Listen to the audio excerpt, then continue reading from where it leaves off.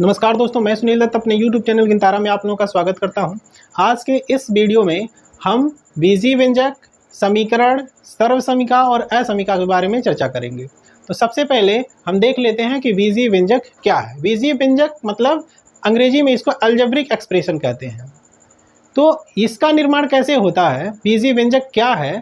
तो संख्याओं, अक्षरों पर जोड़, घटाना, गुणा, भाग की संक्रिया से बीजीय व्यंजक का निर्माण होता है। जैसे अगर जो लिख दिया गया 3x + 5, तो यहाँ पे क्या है, अक्षर भी है, संख्या भी है, इनके बीच में प्लस साइन आ रहा है, यह एक संक्रिया आ रही है प्लस का, तो यह एक बीजीय व्यंजक होगा। जैसे हमने ले लिया x² + 2x + 5, तो यह एक बीजीय व्यंजक है। क्यों? क्योंकि इसमें भी देख रहे हैं अंक, अक्षर और प्लस का साइन आ रहा है और इन दोनों के बीच में गुणे का चिन्ह आ रहा है। यहाँ पे इस तरह से लिख दिया गया x + 2 × x + 5, तो यहाँ पे भी हम देख रहे हैं कि इन दोनों के बीच में गुणे का चिन्ह है, कुछ नहीं है यानी गुणे का चिन्ह है। तो यह एक अलजेब्रिक एक्सप्रेशन है, इसमें केवल एक पक्ष होता है, यह इसमें कोई द्विपक्षीय व्यंजक ये नहीं होता है। अब हम अगला पॉइंट देखते हैं कि समीकरण क्या होता है। समीकरण को अंग्रेजी में इक्वेशन कहते हैं। यह समता सूचक चिन्ह युक्त बीजीय व्यंजक पर एक प्रतिबंध होता है, और यह जो प्रतिबंध होता है वो समानता का होता है, समता का होता है। यह एक द्विपक्षीय व्यंजक होता है। इसमें दो पक्ष होते हैं, एक बायां पक्ष और एक दायां पक्ष, और उस बाएं और दाएं पक्ष को बराबर चिन्ह के साथ अलग किया जाता है।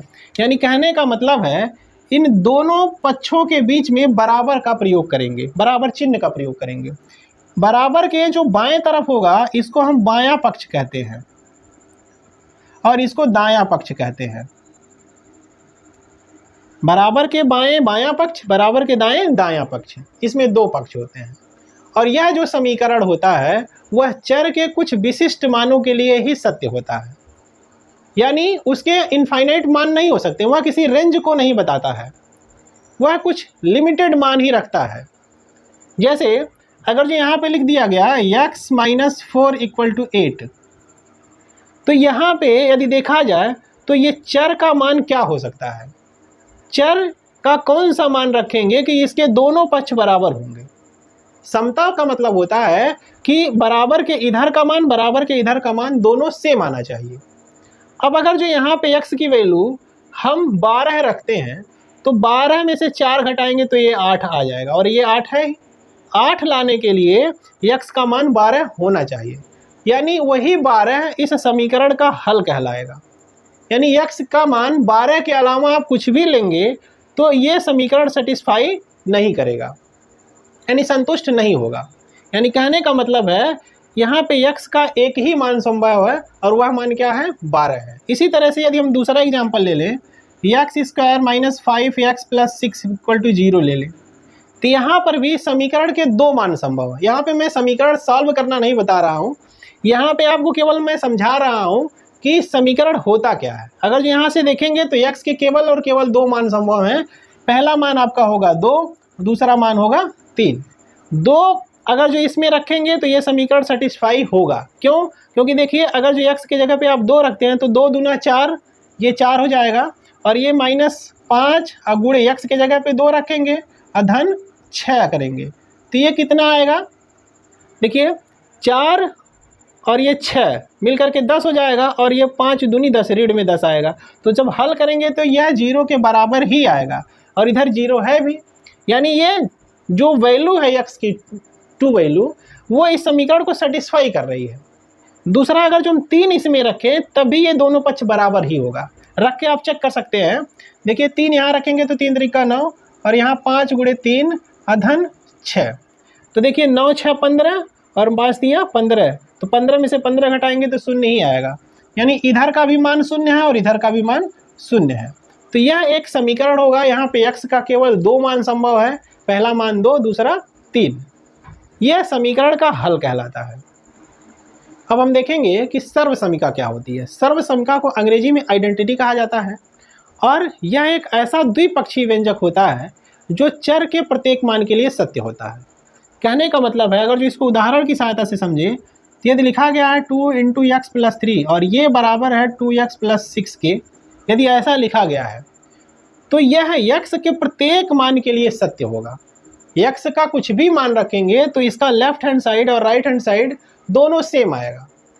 अगर जो आप x बराबर 1 रखते हैं तो क्या होगा, देखिए यहाँ पे लेफ्ट हैंड साइड में x बराबर 1 रखेंगे तो 2 इंटू 1 प्लस 3 और इधर रखेंगे तो 2 इंटू 1 प्लस 6। तो आप इसको जब हल करेंगे तो आप देखेंगे 3 1 4, 4 दूनी 8, इधर 8 आएगा, इधर भी आप 8 देखेंगे आएगा, 2 1 कम 2 और 6 2 8, इधर भी 8 आ रहा। तो x का मान कुछ भी आप रखेंगे तो ये इसके लेफ्ट हैंड साइड और राइट हैंड साइड हमेशा सेम आएगा।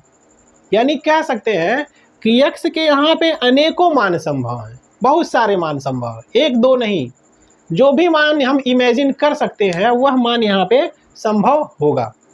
इसी तरह से अगर जो सूत्र लिख दिया जाए, मैथमेटिक्स के जो सूत्र होते हैं जैसे a प्लस बी का होल स्क्वायर, तो ये a square plus B square plus 2ab, यह भी एक सर्वसमीका है क्योंकि ये डायरेक्ट इसकी वैल्यू यही आती है। तो जितने सूत्र होते हैं मैथमेटिक्स के, द्विपक्षीय व्यंजक होते हैं, वह सर्वसमीका ही होते हैं। इसी तरह से a माइनस बी का होल स्क्वायर करेंगे तो इधर आएगा a square plus B square minus 2ab, तो वह भी क्या है, एक सर्वसमीका है। तो जितने भी सूत्र हैं द्विपक्ष वाले वह सर्वसमीका ही होते हैं क्योंकि वह चर के प्रत्येक मान के लिए सत्य होते हैं।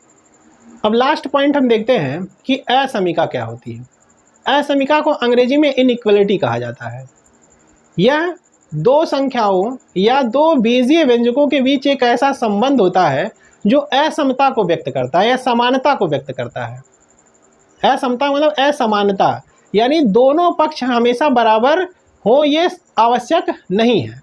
कहने का मतलब है उनके बीच में केवल बराबर का चिन्ह हम नहीं लगाते हैं। इनके लिए हम कुछ चिन्हों का प्रयोग करते हैं। पहला चिन्ह है ये, दूसरा ये, तीसरा इसके साथ नीचे एक लाइन खींचते हैं और इसके साथ एक लाइन खींचते हैं। तो 4 सिंबल इसमें प्रयोग किया जाता है इनइक्वलिटी में। इसका मतलब है अगर जो यहाँ पे कुछ लिखा गया है, तो जैसे यहाँ पे a लिखा गया, यहाँ पे b लिखा गया, तो इसको हम क्या पढ़ेंगे, a b से छोटा है, a is less then b। और इसी तरह से अगर जो यहाँ पे a लिखा गया, यहाँ पे b लिखा गया, तो a is greater then b, यानी a b से बड़ा है।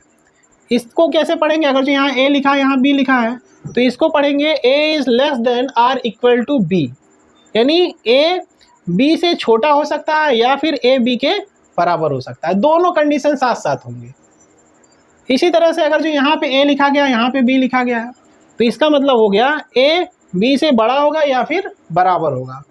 तो कह सकते हैं कि यह जो असमीका होती है वह किसी पर्टिकुलर पॉइंट को रिप्रेजेंट नहीं करती है, यानी इसके जो हल होते हैं वह एक रेंज को बताते हैं, वह एक परास को बताते हैं।